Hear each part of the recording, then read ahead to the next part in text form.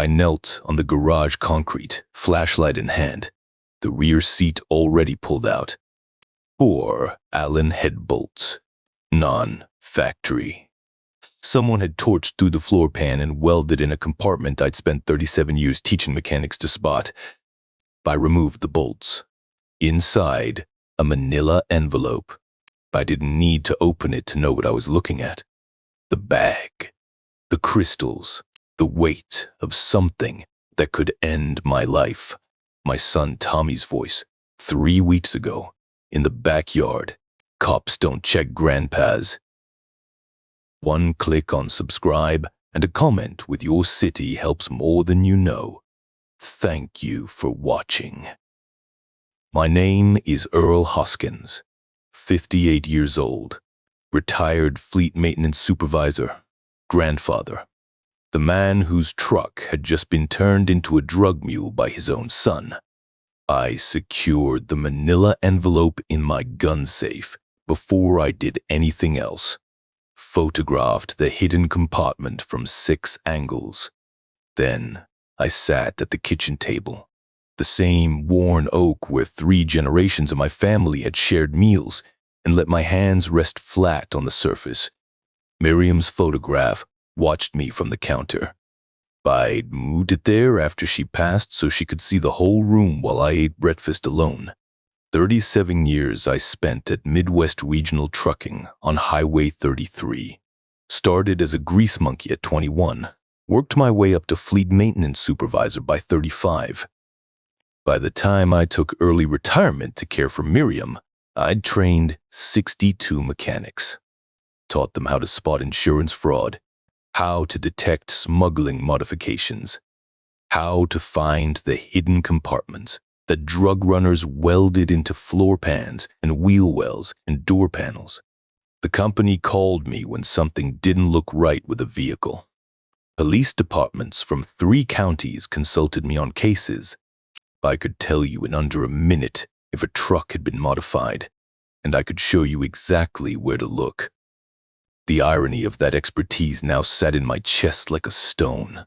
I met Miriam at a church picnic in 1991. She was 20, wearing a yellow sundress, and she laughed at my joke about carburetor timing before I even got to the punchline. 6 months later, I put a ring on her finger.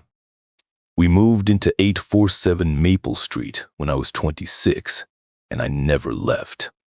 Tommy came along 2 years after the wedding. 8 pounds, 4 ounces. The nurse said his grip was stronger than most. I believed her. Miriam said he had my stubbornness from the first breath. I thought that was a compliment back then. The early years were good. Normal. Tommy helped me change oil in the driveway when he was 6. Built model cars with me on Saturday mornings. He wasn't interested in the trains the way I hoped he'd be, but he'd sit in the garage and watch me work on the layout while he did his homework. Tommy was 16 when the doctors found it. Breast cancer, stage 3. The treatment plan stretched out in front of us like a road with no end. Chemotherapy. Radiation. More chemotherapy. Miriam lost her hair, then her appetite, then her ability to climb the stairs without help.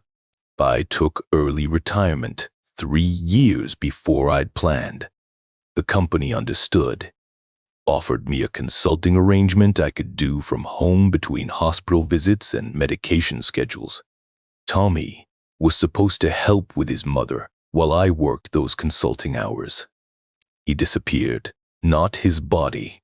He still lived in the house, still ate the dinners I cooked, still slept in his bedroom at the end of the hall. But something in him shut down the day we got the diagnosis. He stopped asking about Miriam's appointments, stopped sitting with her while she rested, found reasons to be anywhere else when she needed someone to hold her hand during the bad nights. I told myself it was fear. Told myself a 16-year-old boy wasn't equipped to watch his mother die. Told myself he'd come around when he was older and could process what was happening.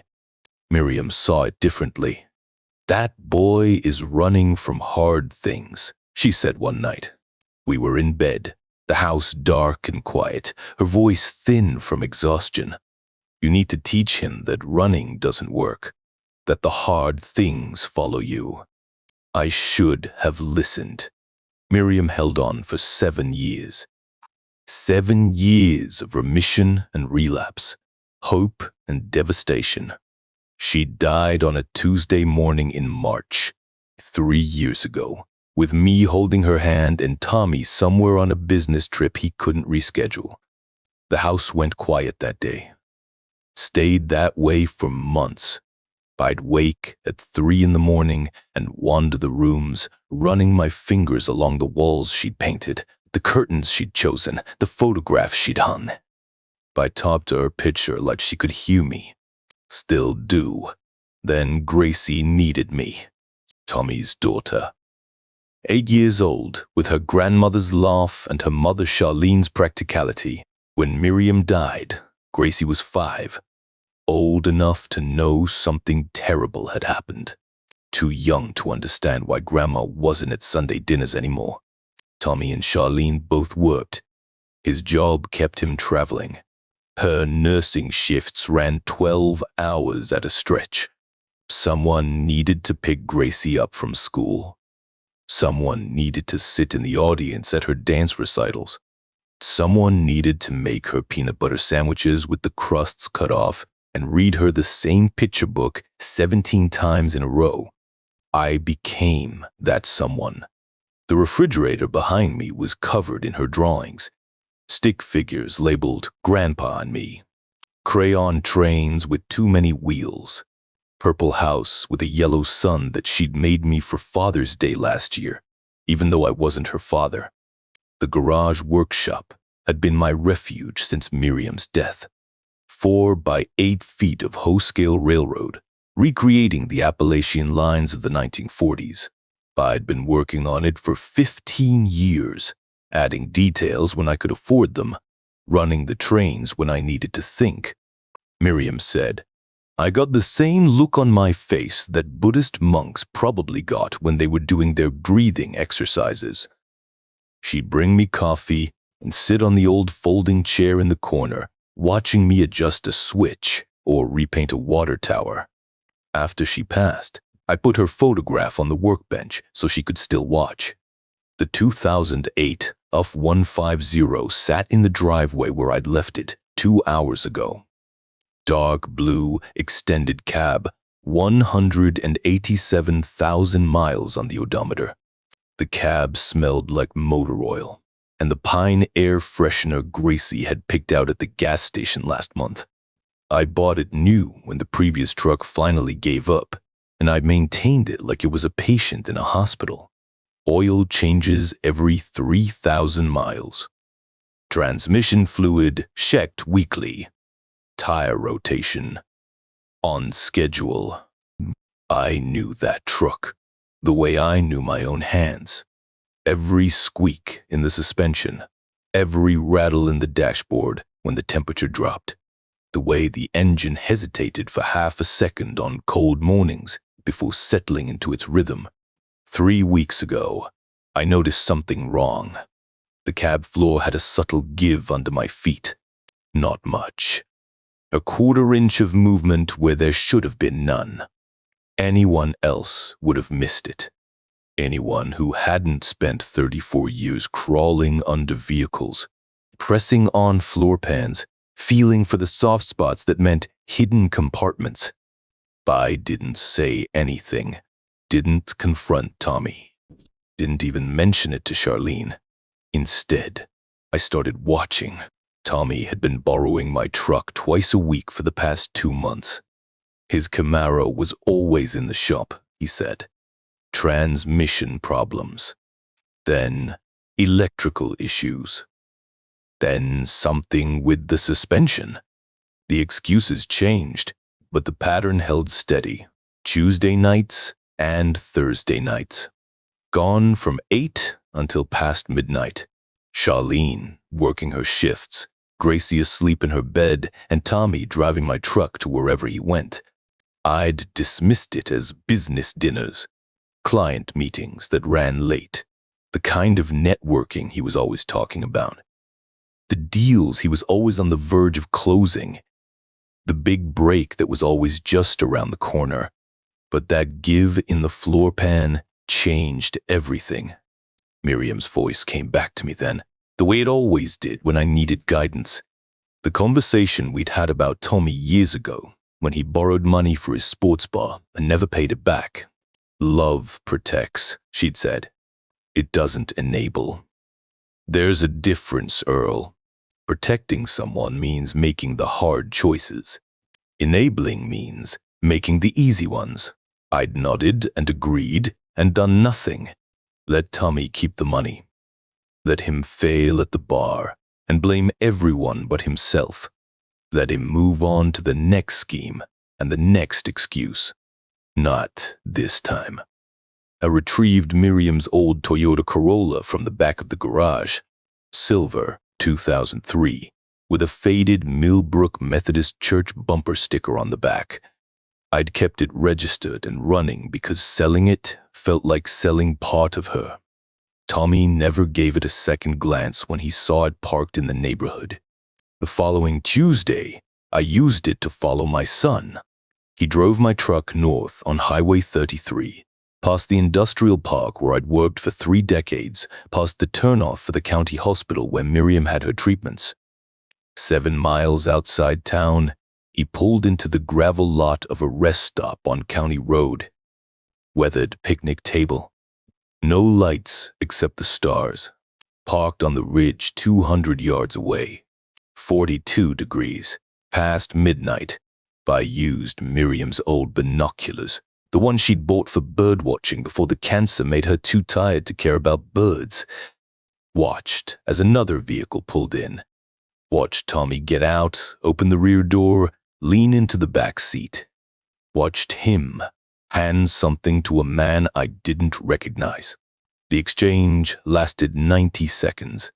Then both vehicles left in different directions. I sat in the dark for a long time after that. Miriam's binoculars in my lap, her photograph waiting for me back home. I thought about Gracie's drawings on my refrigerator, about the house I'd lived in for 32 years, about the grandson I'd never see because Tommy would never give me one now. I thought about what my son had decided I was worth. A cover, a prop, a harmless old man in an old truck that nobody would think to search. His words from 3 weeks ago. I started the Corolla and drove home. The next morning, I photographed the hidden compartment. Then, I started a notebook. Tommy inherited my height, but none of my reserve. That's what Miriam said once, watching him pace our living room while complaining about his boss. She said it soft enough that he didn't hear, but I caught the sadness in her voice. My son at 32 was soft around the middle from beer and stress eating. His sandy hair had started thinning 2 years ago, and he combed it over in a way that fooled no one. He had his mother's fine bone structure underneath, but the years had blurred it with worry and bad decisions. Dark circles had settled under his pale blue eyes. When he smiled, which wasn't often anymore, it never quite reached those eyes. Regional account manager for a medical supply company. That was Tommy's actual title, but to hear him tell it at family gatherings, he was an executive. A player. Someone on the verge of something big. The verge became his only address. The sports bar came first. 2019. Tommy had read an article about millennials preferring experiences over possessions, and somehow this translated into a sports bar in a strip mall off Highway 33. He borrowed $40,000 from me, another $30,000 from a bank, and opened Murphy's Corner in a location that had already killed 3 restaurants. 8 months. That's how long it lasted. I remember the night he told me it was over, standing in my garage while I adjusted a switch on the train layout. Dad, the partners screwed me, he said. They picked that location. They wouldn't let me run things my way. I didn't look up from the tracks. And the nights you spent drinking your own inventory? That's not fair. I set down my tools. What about the staff you fired for questioning your decisions? He left without answering. I never saw $1 of that $40,000 back. The car wash came next. 2021. A franchise opportunity, Tommy called it. Guaranteed returns. Passive income. He'd found an investor, some friend of a friend who believed in his vision. The car wash opened in March and closed in September without ever turning a profit. Tommy claimed sabotage. Competitors had spread rumors. The franchise had misrepresented the market potential. The investor had pulled out at the worst possible moment. I helped him move the equipment out of the building on a Tuesday night, loading industrial vacuums into a rented truck while Tommy sat in his Camaro making phone calls to people who weren't answering. Then came the cryptocurrency. Tommy discovered Bitcoin in the summer of 2021, right when everyone else did. He talked about it at every family dinner. Blockchain, this. Decentralization, that. He showed me charts on his phone with lines going up and to the right, explained how he was getting in early, how the old financial systems were dying and something new was being born. The 2022 crash took everything he'd put in. $62,000. Some of it borrowed from credit cards at 23% interest. I found out later that he'd also convinced Charlene to cash out part of her retirement account. She didn't speak to him for 2 weeks after the crash. But she stayed. She always stayed. I watched it happen, watched the failures pile up, watched the excuses multiply, watched my son become someone I didn't recognize. A man who dressed in wrinkled polos and khakis with stains that wouldn't come out, who used business words like synergy and leverage without understanding what they meant, who checked his phone every 30 seconds like salvation might arrive by text message. The comments started small, little digs about my career that I pretended not to notice. You spent your whole life fixing trucks, Dad. Just fixing trucks. He said it at Thanksgiving 2 years ago, after 3 beers, while Charlene pretended to be interested in the mashed potatoes and Gracie colored at the kids' table. Tommy was explaining why his latest plan would work, something about dropshipping and passive income streams, and I'd asked a question about startup costs. Just fixing trucks. Like 37 years of honest work was something to apologize for. I could have owned that company, he said another time. If you'd had any ambition, if you'd pushed for more, I wouldn't have grown up watching my dad settle for being an employee. Miriam would have corrected him. Miriam would have reminded him that his father's steady paycheck had paid for his braces, his baseball equipment, his first car, his community college tuition that he'd squandered. But Miriam was gone, and I didn't have the energy to fight battles she'd always fought for me. The house in Millbrook Heights consumed Tommy after the cryptocurrency crash. A subdivision on the east side of town, where the homes had 3-car garages and the lawns were maintained by services, where people like Tommy wanted to live and people like me would never belong. They bought it anyway, a colonial with 2,200 square feet and a mortgage they couldn't afford. Tommy insisted Gracie needed a good school district, insisted Charlene deserved a nice kitchen, insisted this was the year everything would turn around. I helped them move in on a Saturday in August, carried boxes upstairs, while Tommy directed traffic from the driveway, phone pressed to his ear, always on the verge of closing some deal that never materialized. The HOA fees alone were $300 a month. Family dinners at that house became exercises in performance. Tommy at the head of the table, checking his phone between bites, answering Gracie's questions with distracted half-responses. Charlene moving between kitchen and dining room, circles under her eyes deepening each month.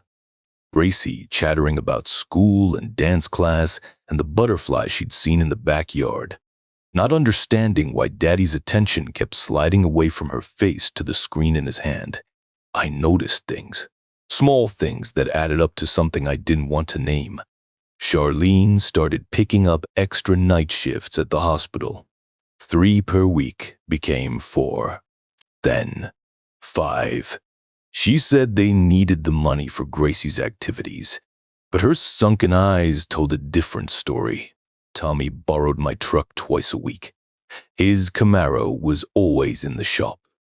Transmission problems the first month. Electrical issues the second. Something with the suspension after that. The excuses changed, but the pattern held. Tuesday nights and Thursday nights. Gone from 8 until past midnight. The debt to Vic Delano's operation explained everything and nothing. Vic Delano ran the county's drug trade from behind a car dealership on Route 9. Nobody proved it. $87,000. I learned the number later, pieced it together from documents I shouldn't have found.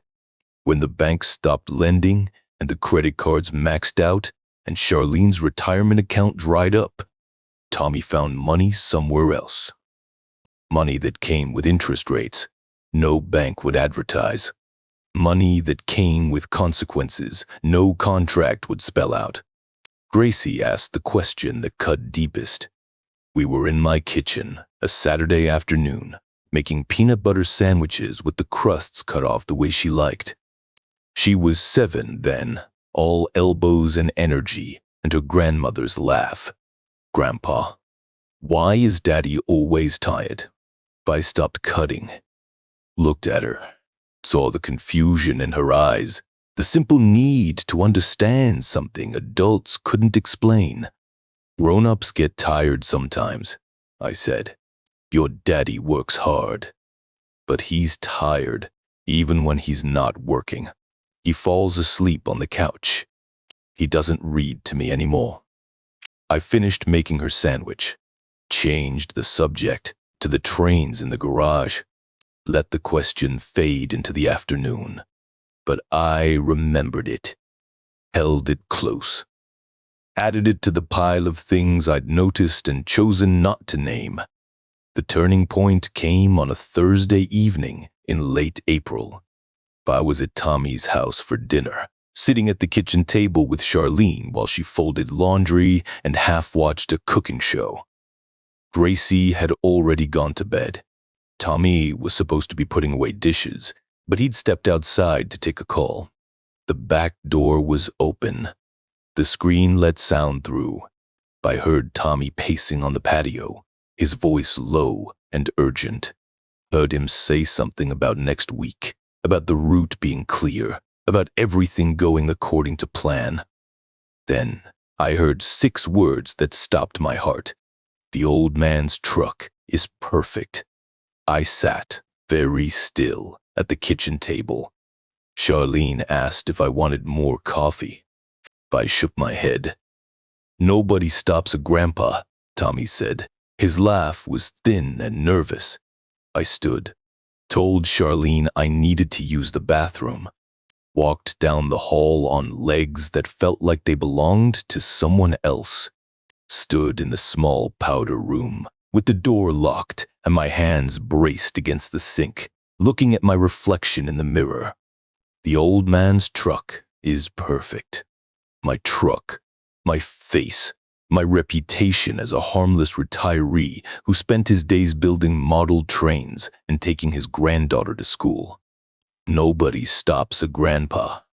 I drove home in silence, sat in my garage workshop with the lights off, Miriam's photograph on the workbench, catching the last gray light through the window. The trains waited on their tracks, frozen mid-journey, going nowhere. That night, I couldn't sleep. Lay in the dark of my bedroom, The same bedroom where Miriam had taken her last breath 3 years ago and listened to the silence of an empty house. Her photograph on the nightstand caught the moonlight. Love protects. It doesn't enable. Her voice. The same tone she'd used that night years ago. The conversation we'd had about Tommy when he was 19, and I'd caught him lying about why he'd dropped out of his accounting class. She'd wanted me to push harder.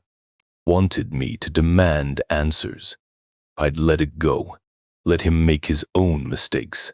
Told myself he'd learn. He hadn't learned.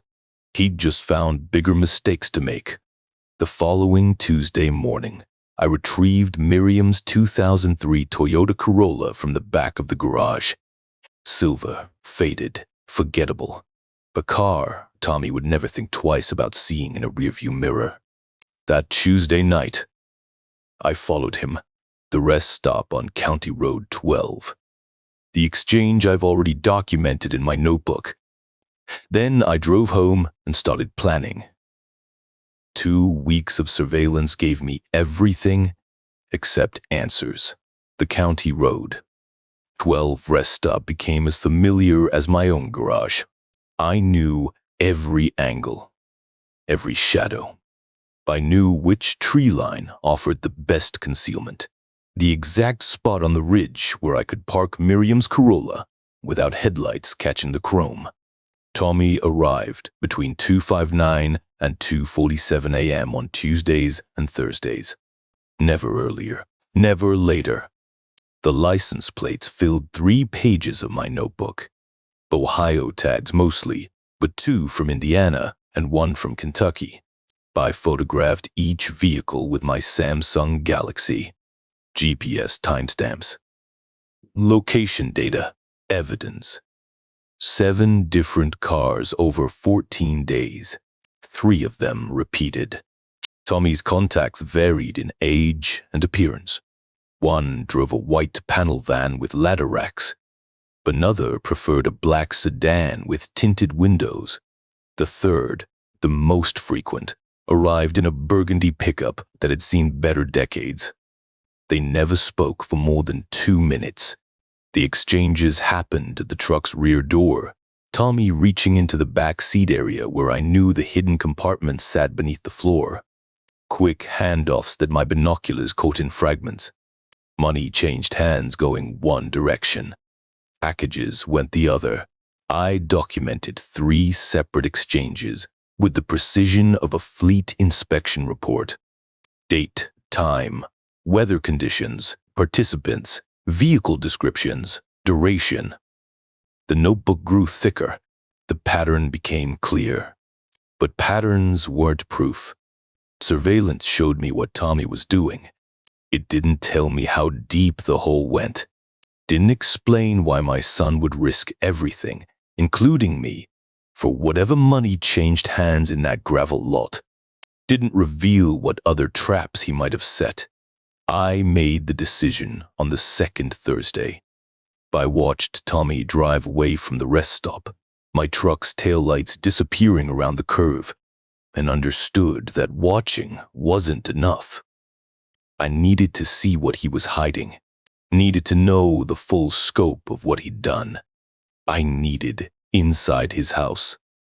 The opportunity came 3 days later, Monday evening. Charlene's schedule showed a 12-hour night shift starting at 7. Gracie had dance class until 8, then straight to bed by 9. Tommy would be home alone until he borrowed my truck for his Tuesday run. I arrived at 6:30 with a casserole dish. Miriam's recipe for chicken and rice, the one Charlene always asked for at family dinners. Tommy answered the door in sweatpants and a wrinkled polo, his phone already in hand. "Dad." He glanced past me toward the street. "Wasn't expecting you." Brought dinner. Figured Charlene could use a break from cooking before her shift. He took the dish with the distracted half-attention I'd grown used to. "Come in, I guess." Charlene's getting ready. We made small talk in the kitchen while Charlene rushed through her pre-work routine. She hugged me goodbye, thanked me for the casserole, and left with circles under her eyes that had darkened since the last time I'd seen her. Gracie bounded downstairs in her leotard, grabbed her bag, and Tommy walked her to the car for dance class. 20 minutes alone in the house. I used them to study the layout, noting which floorboards creaked, which doors had loose hinges. I waited until Tommy returned, sat with him through a dinner neither of us wanted, listened to him talk about accounts and territories and the big deal that was almost closed. His phone buzzed 3 times during the meal. He checked it each time, thumbs moving across the screen while his food went cold. At 8:15, Gracie came home. I read her a story, tucked her into bed, kissed her forehead. Her room smelled like strawberry shampoo and the lavender dry sheets Charlene used. Love you, Grandpa. Love you too, sweetheart. I closed her door and walked downstairs. Tommy was on the couch, phone pressed to his ear, voice low and urgent. I caught words. Tomorrow. Usual place. No problems. He hung up when he saw me. Hey, I need to grab a screwdriver from your garage, I said. That 3/16 Phillips. Mine stripped out. Tommy waved toward the back door without looking up from his phone. Help yourself. I walked through the kitchen, past the door to the garage, turned left instead. Tommy's home office occupied what the realtor had probably called a flex space, 10 by 12 feet, with a window overlooking the backyard and a desk that cost more than my first car. The door was closed, but not locked. I stepped inside and shut it behind me. Motivational posters covered the walls. Success is a choice. The grind never stops. A bookshelf held business titles with uncracked spines, The Art of the Deal, Think and Grow Rich, 7 Habits of Highly Effective People. The desk was polished, cherry, the chair black leather, the computer monitor larger than my television. I opened the first drawer. Paper clips, pens, a stress ball shaped like a golf ball. The second drawer held hanging files. I pulled them one by one. Credit card statements showing balances I didn't want to calculate. Bank notices with red text and final warning headers. A letter from the HOA about overdue fees. The third file stopped my hands. Millbrook County Recorder's Office. The header was official, the seal embossed. Below it, a property address I knew better than my own name. 847 Maple Street. My house. The house where I'd lived for 32 years. The house Miriam and I had bought with every dollar we'd saved. The house whose mortgage we burned in the backyard in 2018, standing by the grill with champagne glasses we'd bought for our wedding, watching the paper curl to ash while she laughed and said we'd done it. We'd actually done it. The document was a loan agreement. $87,000 secured against the property at 847 Maple Street, Millbrook, Ohio. Interest rate that no legitimate bank would charge. Terms that no reasonable person would accept. At the bottom, a signature line. And on that line, my name, Earl W. Hoskins. The loops of the E matched mine exactly. The slant of the H was mine. Almost. The middle initial slightly too cramped. Someone had studied my handwriting. Had learned it from years of birthday cards, holiday checks, the notes I'd left on the refrigerator.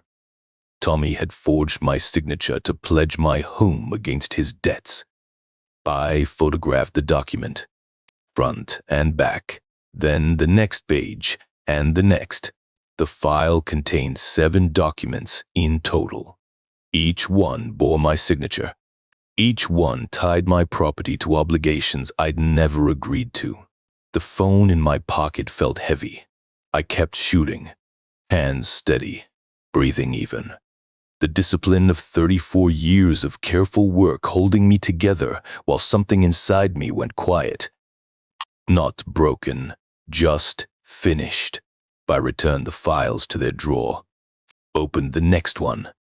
Found nothing useful. Moved to the credenza along the wall. Checked the small filing cabinet in the corner. Tommy's jacket hung over the back of the desk chair, tossed there carelessly like everything else in his life. A brown leather coat he'd worn to Thanksgiving last year. The pockets sagged with something heavy. I reached inside. My fingers closed around a phone.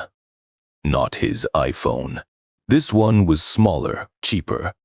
A black Kyocera flip phone. The kind you bought with cash at truck stops and threw away when you were done. I opened it. The screen glowed blue in the dim room. Text messages filled the display. Dozens of them, dating back 4 months. Tuesday confirmed. Usual spot. 2030. Product moved clean. Payment incoming. Your old man's truck is perfect. No heat. I scrolled down. The messages became more specific. Named locations. Named amounts. Named people. Then I found it. The text was dated 3 weeks ago.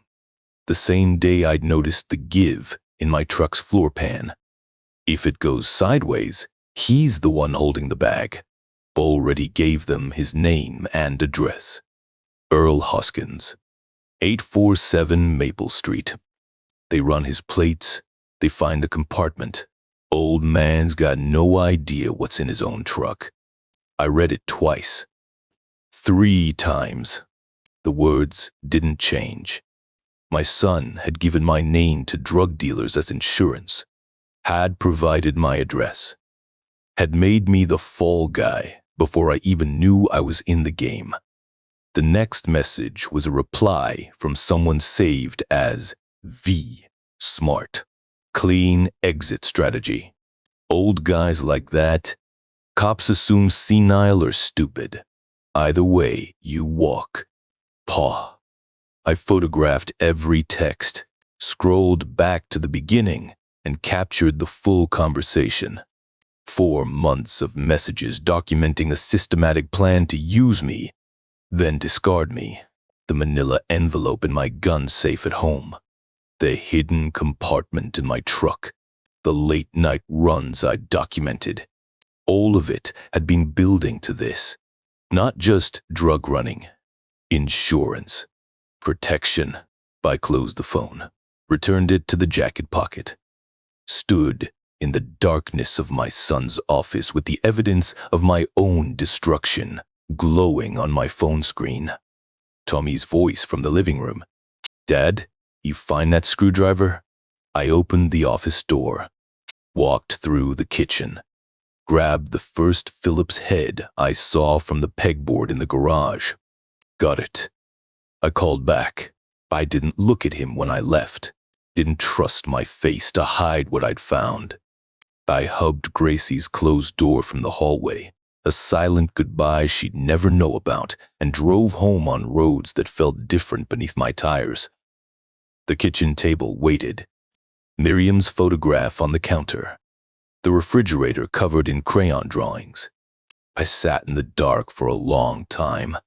The package in my truck wasn't cargo. It was a marker.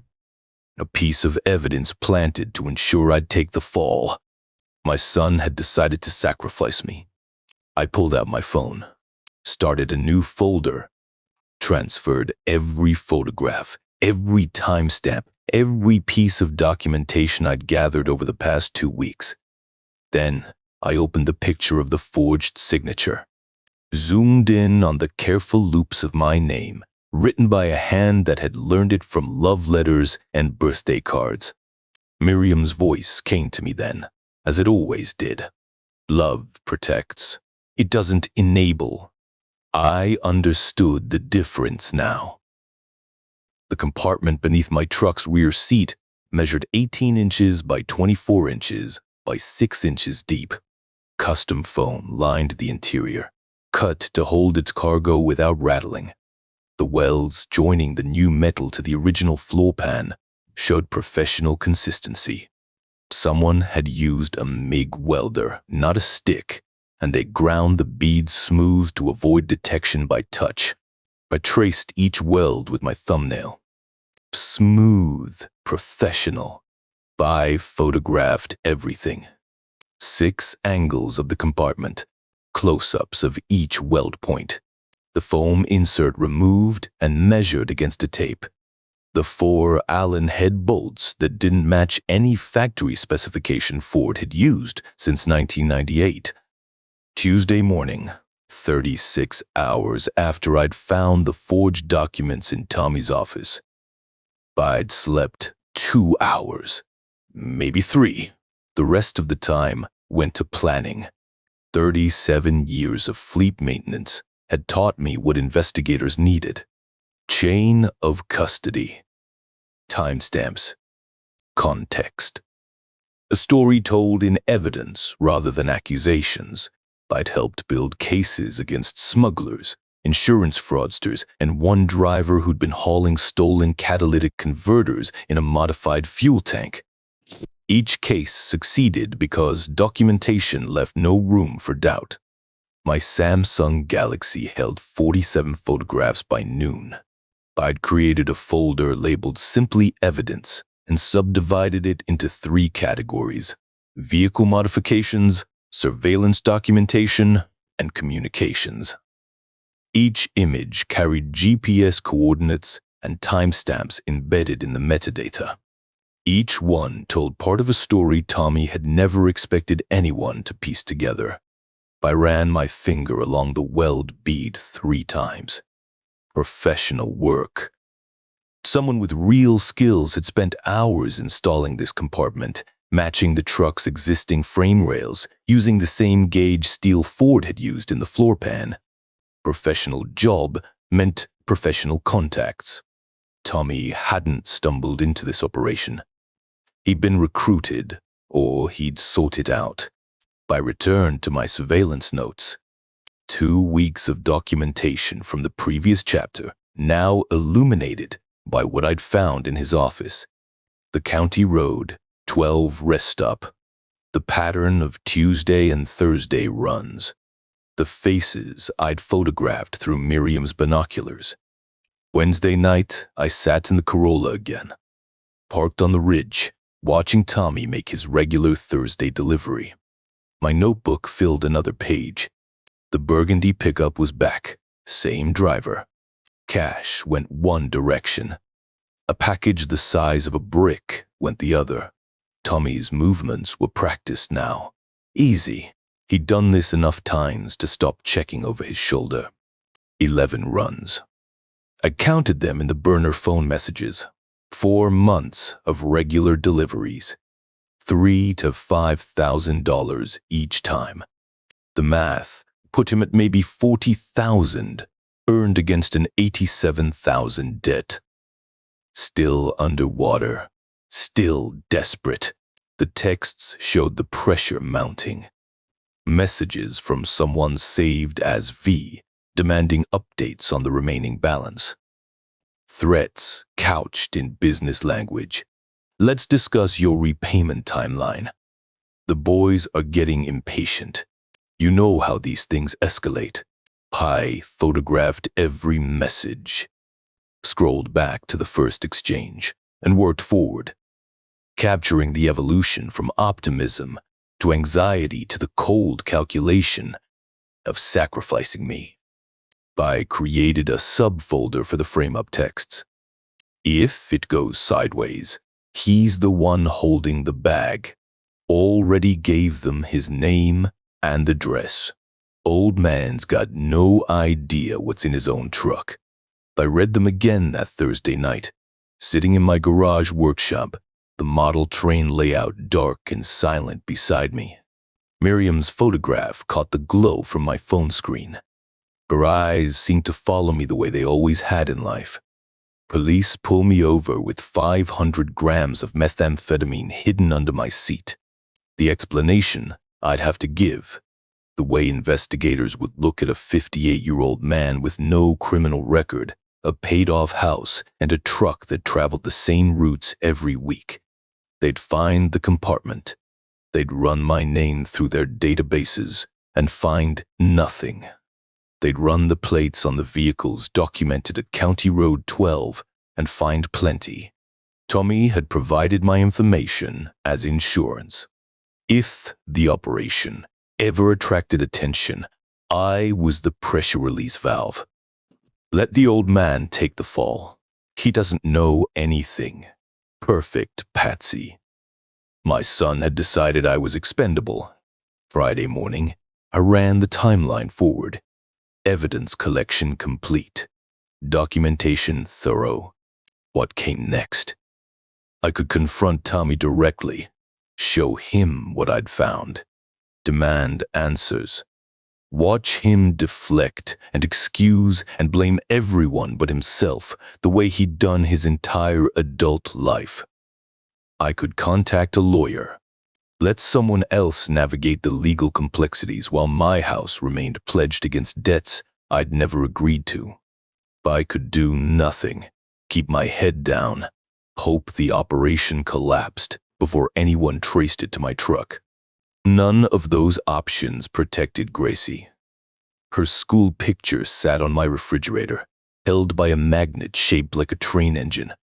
8 years old, missing her front teeth. The yellow dress Charlene had bought for picture day. The same shade Miriam wore when I met her at that church picnic 34 years ago. If I confronted Tommy, he'd panic. Desperate men made dangerous choices. The debt to Vic Delano wouldn't vanish. The forged documents wouldn't disappear. The evidence in my truck would sit there until someone found it. And when they did, my name was already in the system as the driver. If I hired a lawyer, Tommy would find out. He checked his accounts obsessively. He'd notice legal fees. He'd ask questions. The same desperation that led him to forge my signature would push him towards something worse. If I did nothing, the operation would eventually collapse. They always did. And when investigators started pulling threads, they'd find the compartment in my truck, the pattern of Thursday runs, and my son's carefully planted evidence pointing directly at me. Gracie would grow up visiting her grandfather in prison. Or she'd grow up believing her grandfather was a drug trafficker who'd gotten exactly what he deserved. But I wouldn't let either future happen. Saturday morning, I retrieved the manila envelope from my gun safe. I held it in both hands and felt its weight. What I estimated at nearly a pound of crystal methamphetamine. Street value somewhere north of $40,000. Prison value: 8 to 12 years for possession with intent to distribute. Tommy's Camaro sat in his driveway in Millbrook Heights. Black, polished. The car he'd bought when he should have been paying down debt. I drove past twice that afternoon, noting the usual Saturday pattern. Charlene at work, Gracie at dance practice, Tommy inside, watching sports, phone in hand, waiting for his next deal to materialize. Parked on the next street over, just after sunset. Walked the path between houses that I'd mapped during my surveillance. The Camaro's doors weren't locked. Tommy never locked anything. He believed the nice neighborhood protected him from consequences. The glove compartment opened with a soft click. Placed the manila envelope inside, positioning it so the first thing anyone saw when they opened the door would be the evidence. Then I walked home. The evidence folder on my phone contained 93 photographs. 2 weeks of surveillance documentation. Screenshots of every text message from the burner phone. GPS timestamps and location data.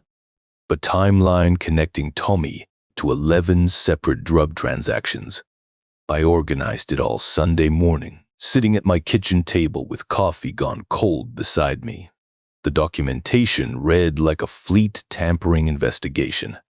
Vehicle modifications consistent with smuggling compartments. Regular transport patterns suggesting scheduled deliveries.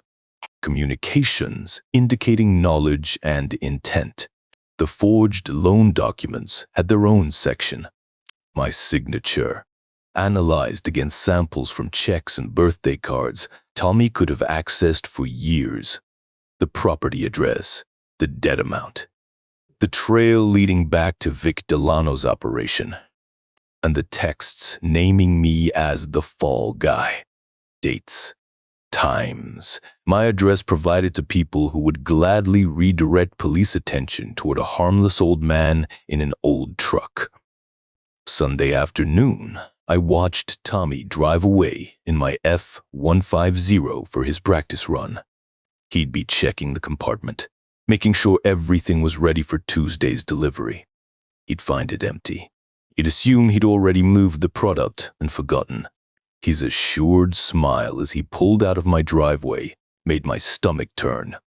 That same seat, the same back seat where I'd buckled Gracie in for ice cream runs, where she'd fallen asleep on the drive home from her dance recitals, her small body warm against the upholstery, where she'd colored pictures of trains while I ran errands, her feet swinging above the floor pan, inches from a hidden compartment holding enough drugs to destroy both our lives. Tommy thought he was smart. He'd listened to those podcasts about criminals who almost got away, studied their mistakes, convinced himself he'd learned from them. He never considered that his father might be paying attention too. Monday evening, I sat in my garage workshop, the model train layout stretching before me in the dim light. The 1940s Baldwin locomotive waited on the main line, frozen mid-journey, going nowhere. Her photograph watched from the workbench. I'd positioned it there so I could see her while I worked, ask her questions, hear her answers in my memory. Love protects, she told me once. It doesn't enable. I pulled out my phone, found the number for the Millbrook County Sheriff's anonymous tip line. The same number posted in the break room at the station, the same service that had helped break a dozen cases during my consulting years. The call lasted 11 minutes. "I'd like to report suspicious activity," I said. The operator asked, "What kind?" "Drug trafficking." "I have vehicle information and a location." I provided everything. Tommy's full name, the 2019 Chevy Camaro's license plate, the location of methamphetamine in the glove compartment, the county road, 12 rest stop schedule, the existence of forged documents in Tommy's home office that proved Earl Hoskins was an intended scapegoat. "Can you spell that last name?" the operator asked. "Hoskins, Earl. That's the person they plan to frame. The documents in the house will show he had no involvement." "And how do you know all this?" I paused. "Because I'm Earl Hoskins." Silence on the line. "Then, sir, are you saying you're reporting your own family member?" "I'm saying I'm reporting a crime." My voice stayed even. The discipline of 37 years held. "Everything I've told you can be verified." When I hung up, the workshop was silent except for the hum of the transformer powering the train layout. The Baldwin locomotive waited on its track. Miriam's photograph watched from the workbench. I sat there for a long time, phone in my hand, waiting for something that felt like regret. 23 minutes after I hung up, the sirens started. I heard them first as a distant wail, the kind that might have been an ambulance or a fire truck heading somewhere else. Then the pitch changed. Multiple vehicles. Coming closer, I walked to my truck and drove to Millbrook Heights. 3 blocks from Tommy's house, I parked on a side street, cut the engine. Sat in darkness with my hands on the wheel. The patrol cars passed me without slowing. Two of them, lights strobing blue and red against the houses, sirens dying as they turned onto Ridgewood Lane. I got out of my truck, walked to the corner, stood in the shadow of an oak tree that had been there longer than the subdivision. From this distance, I could see the Camaro, black paint, catching the flashing lights. Tommy had been driving it when they pulled him over, probably heading to County Road 12 for his Thursday practice run. The car sat at an angle in the middle of the street, driver's door hanging open. 3 deputies surrounded the vehicle. One of them held Tommy against the hood, hands behind his back, but another was opening the passenger door. The third spoke into his radio. I watched my son's face through the strobing lights. Confusion first. His mouth moving, forming words I couldn't hear. His head turning from one deputy to another, seeking an explanation that made sense.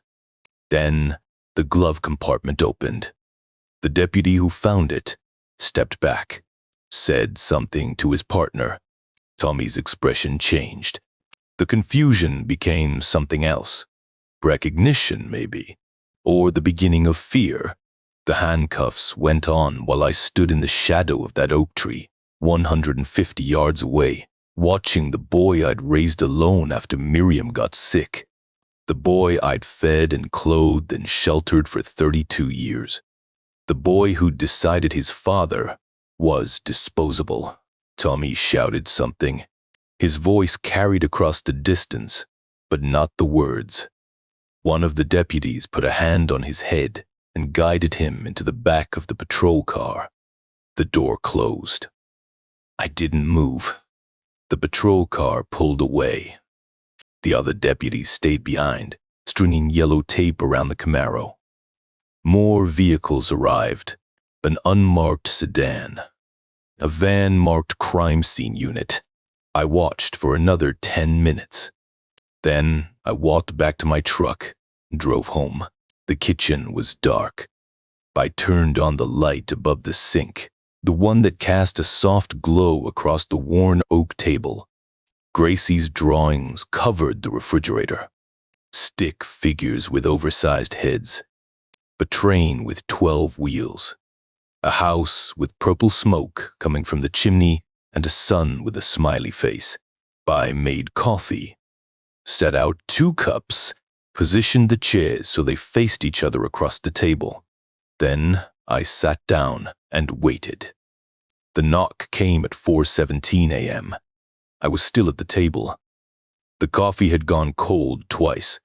I'd made fresh pots both times, something to do with my hands while my mind processed what I'd set in motion. I opened the door. The man on my porch was about my height, mid-40s, with a broad face and tired eyes. Deputy uniform. Silver at his temples, a badge that read, Reyes. His hands showed calluses from something other than desk work. Mr. Hoskins. His voice was professional. Nothing more. That's me, Deputy Frank Reyes, Millbrook County Sheriff's Department. Mind if I come in? I stepped aside, gestured toward the kitchen. He walked past me, taking in the room. The train layout, visible through the garage door. The photographs on the walls. The crayon drawings on the refrigerator. Nice place, he said. 32 years. He sat in the chair I'd positioned for him. I poured 2 cups of coffee, set one in front of him, sat across the table. You know why I'm here, he said. I expect so. Your son was arrested tonight. He was in possession of approximately 500 grams of methamphetamine. I nodded. Deputy Reyes watched my face. His first words after we cuffed him were interesting. I waited. He said, and I quote, "This isn't mine. Check my father's truck." I took a sip of coffee. It was still too hot. I set the cup down. "We did check your truck," Deputy Reyes continued. found the hidden compartment under the rear seat. Professional installation. Custom foam lining. Only problem is, it was empty. I know. He leaned forward. Mr. Hoskins, I'm going to be straight with you. We received an anonymous tip tonight. Detailed information about your son's activities, his vehicle, his schedule. The tip also mentioned forged documents in his home office and text messages on a burner phone that would prove you were being set up as a scapegoat. But I didn't say anything. We found all of it. The loan papers with your forged signature. The phone. The messages. There's one in particular that caught my attention. He pulled out a small notebook, flipped to a page. If it goes sideways, he's the one holding the bag. Already gave them his name and address. Earl Hoskins, 847 Maple Street. Deputy Reyes closed the notebook. The anonymous tipster who called tonight. The one who knew about the documents, the phone, the compartment in your truck. The one who knew exactly where the drugs would be in your son's car. He paused. That was you, wasn't it? I looked at him. At the silver in his hair, the lines around his eyes. What did your father do for a living? I asked. Deputy Reyes blinked. Welder. 30 years at the fabrication shop on Route 9. I spent 37 years at Midwest Regional Trucking, fleet maintenance. I trained mechanics to find hidden compartments like the one in my truck. He nodded slowly. My son forged my signature, I said. Pledged my home against debts I never agreed to. Used my truck to run drugs while I drove my granddaughter to school in the same vehicle. And he gave my name to criminals as insurance. I set my hands flat on the table, the same table where 3 generations of my family had shared meals. I think we need to talk about my son. Deputy Reyes was quiet for a moment. Then he reached into his pocket and pulled out a small recorder, placed it on the table between us. Start from the beginning. So I did. The investigation expanded faster than I expected. Deputy Frank Reyes sat across from me at the kitchen table 3 days after Tommy's arrest, a thick folder spread between us. The same worn oak surface where Miriam and I had celebrated mortgage payments and birthdays and every small victory of our 32 years together. Now it held police reports and evidence photographs and the documentation of my son's destruction. What you provided gave us everything we needed, Reyes said. He flipped to a photograph. The hidden compartment. But it didn't stop with your son. I said nothing. Fique Delano's operation ran across 3 counties. The license plates you photographed at County Road 12 connected to 7 other vehicles we'd been watching for months. The timestamps matching our surveillance. He set down a second photograph. A man in handcuffs being led from a car dealership. Delano himself. Arrested yesterday morning. I looked at the image. A man I'd never met, never spoken to, never seen except in Tommy's burner phone texts. The name behind the $87,000 debt. The pressure that had pushed my son past the point of no return. Your son's cooperation isn't required, Reyes continued. The evidence speaks for itself. Possession with intent to distribute. Document forgery under Ohio Revised Code 291331. That alone carries significant time. Conspiracy across state lines. How much time? I asked. Reyes closed the folder. If convicted on all charges, 8 to 12 years. Minimum. The number settled into my chest. 8 years. Gracie would be 16. Tommy would miss her high school graduation, her first car, her prom photos. He'd emerged from prison to find a daughter who'd grown up without him. The same thing he'd been willing to do to me. "There's more," Reyes said. "The forged loan documents. Because you can demonstrate the signature was forged and the debt was fraudulently secured, the collateral agreement is void. Your house can't be seized." I nodded. The coffee had gone cold again.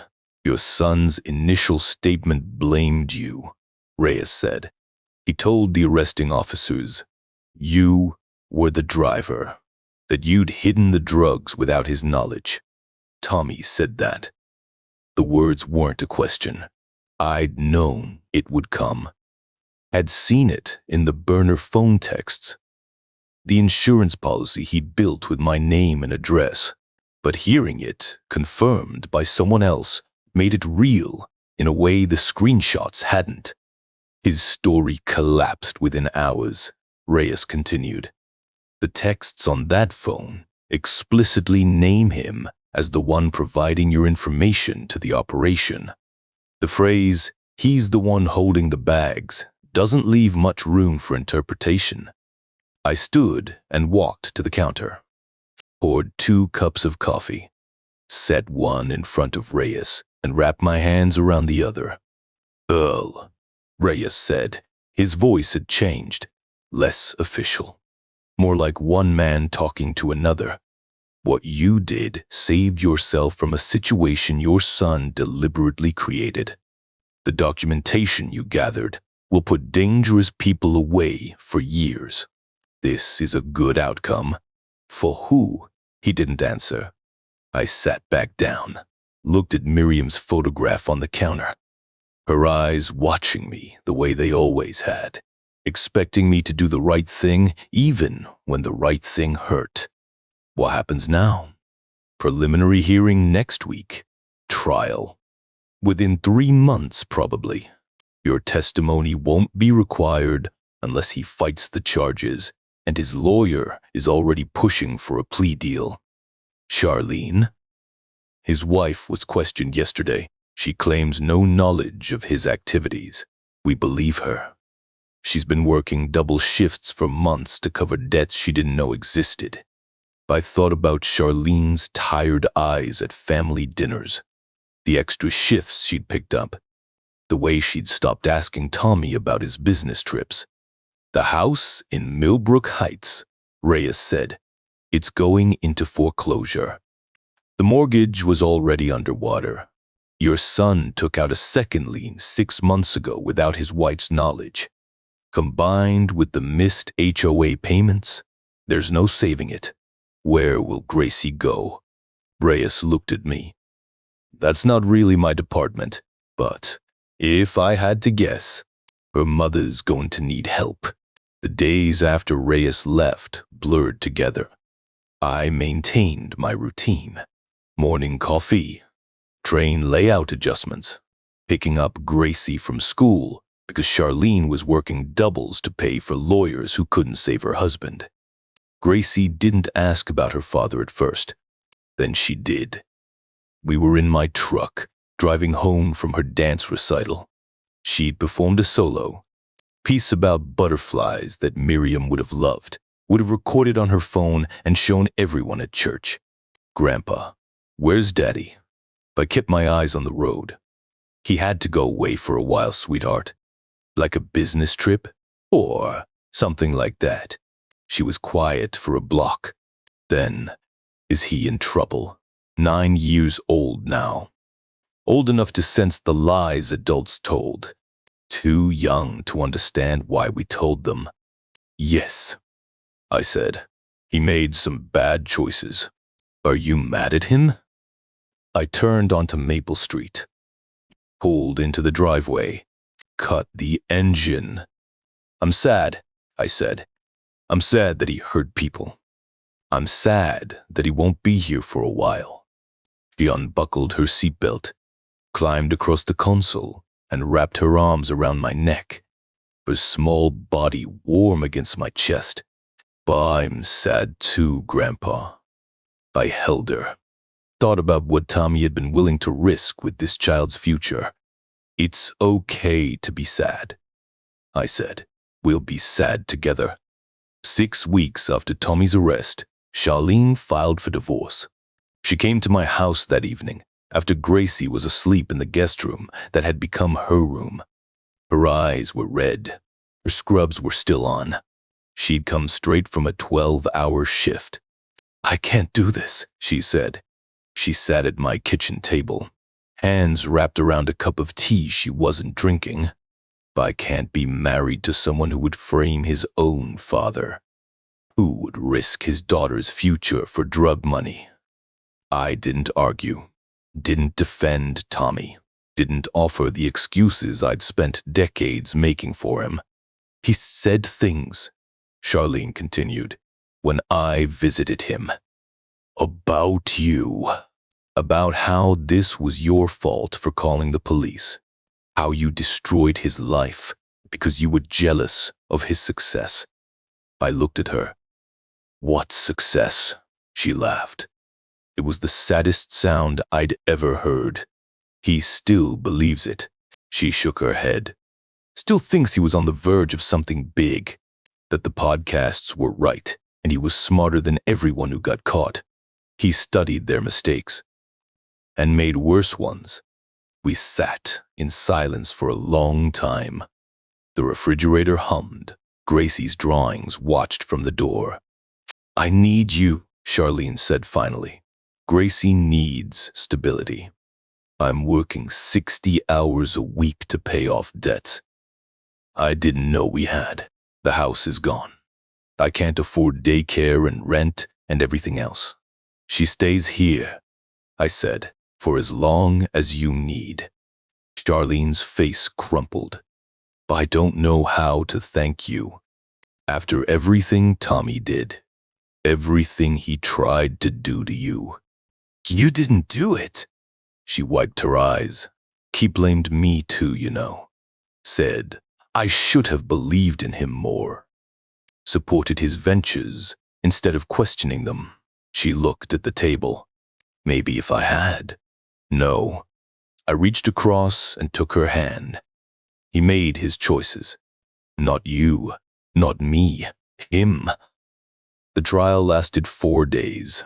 I attended every session, sat in the gallery behind the prosecution, watched lawyers argue about intent and conspiracy, and the difference between desperation and premeditation. Tommy's defense tried everything. Entrapment, coercion, like diminished capacity. They argued that Vic Delano's operation had threatened his family, that Tommy was a victim forced into criminal activity to protect his daughter.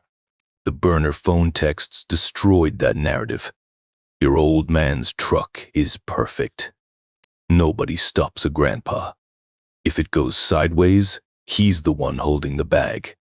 The prosecutor read each message aloud, showed the jury the forged loan documents, displayed the photographs I'd taken of the hidden compartment, the professional welds, the custom foam lining.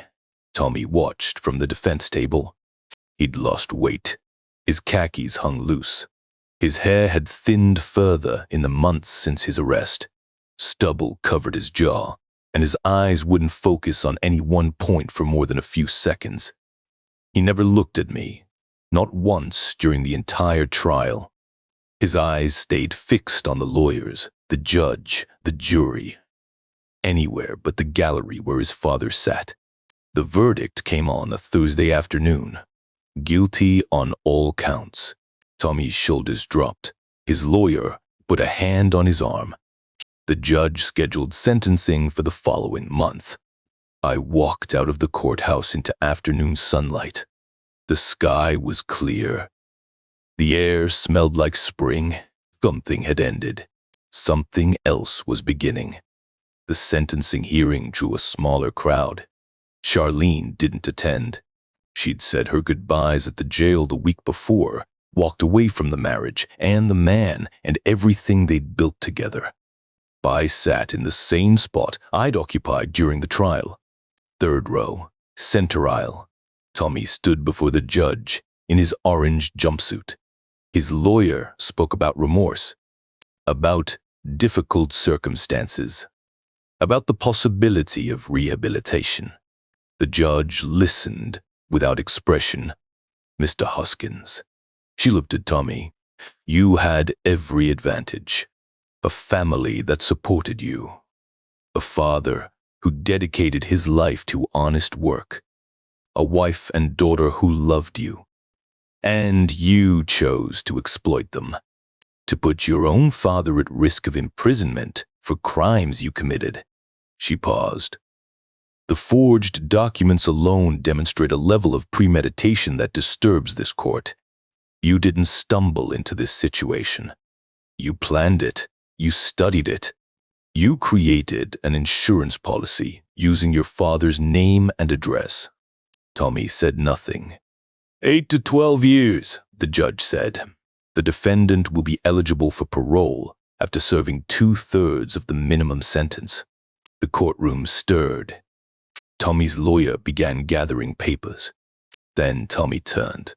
He looked at me. For the first time since his arrest, our eyes met. I expected anger. Accusation. The blame Charlene had described from her jail visits. His face showed none of that. Just silence. Just a son looking at his father across the distance between them. The distance that had grown for years and now stretched into something neither of us could cross. I looked back at my son in an orange jumpsuit.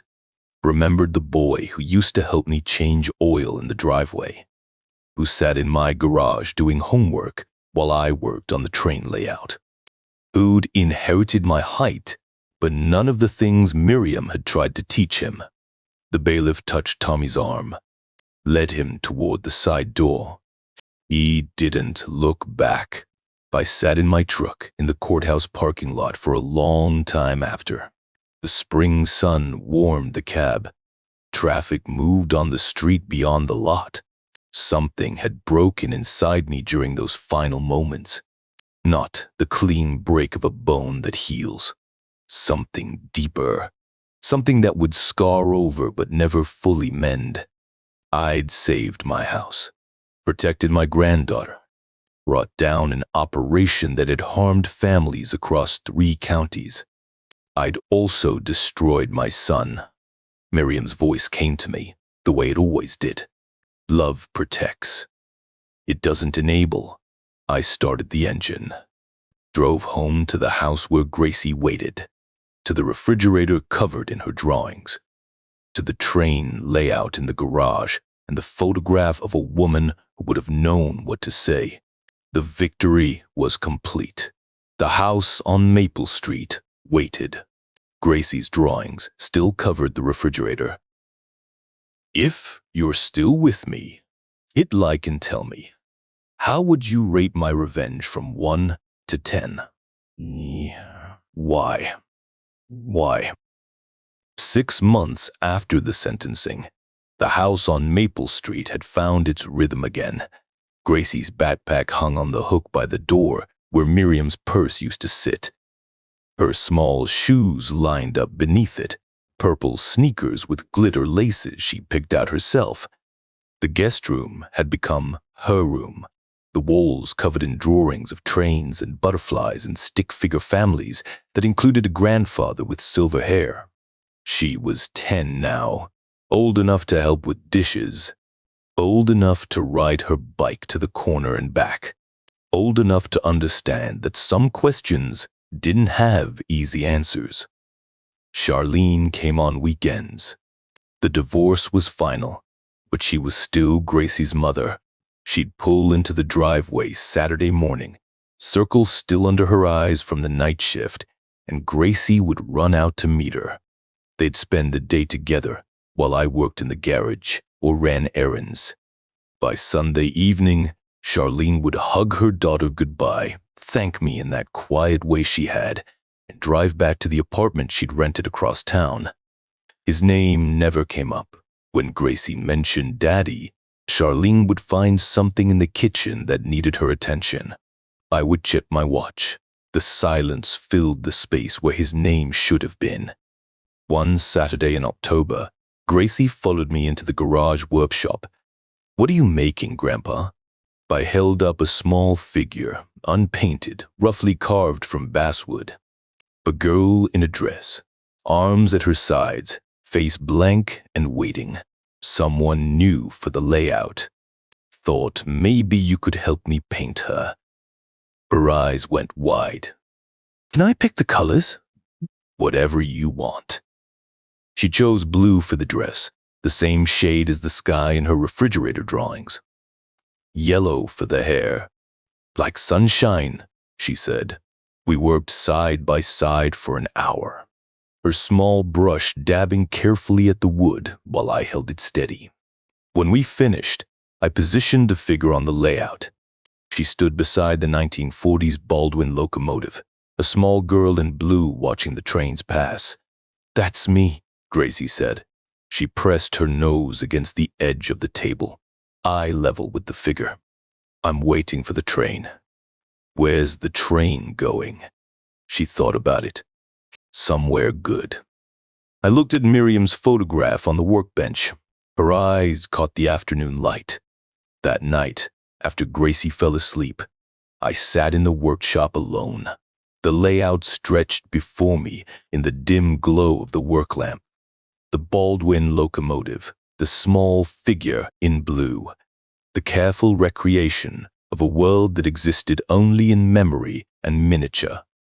I talked to Miriam the way I always did. You were right. Love protects. It doesn't enable. Her photograph didn't answer. It never did. But the silence had weight now. Less empty. More like agreement. Some nights, after midnight, I'd sit at the kitchen table with cold coffee and wonder if there had been another path. A conversation I should have had, but choice I didn't see. Then I'd walk to the refrigerator, look at the new drawings covering the door, trains with too many wheels, purple house with yellow smoke, stick figures labeled Grandpa and me, the same way they'd been labeled for 3 years now. I'd think about what Tommy had been willing to steal from all of us, and I'd know. Some things couldn't be fixed, but some things could be protected. I'd done both.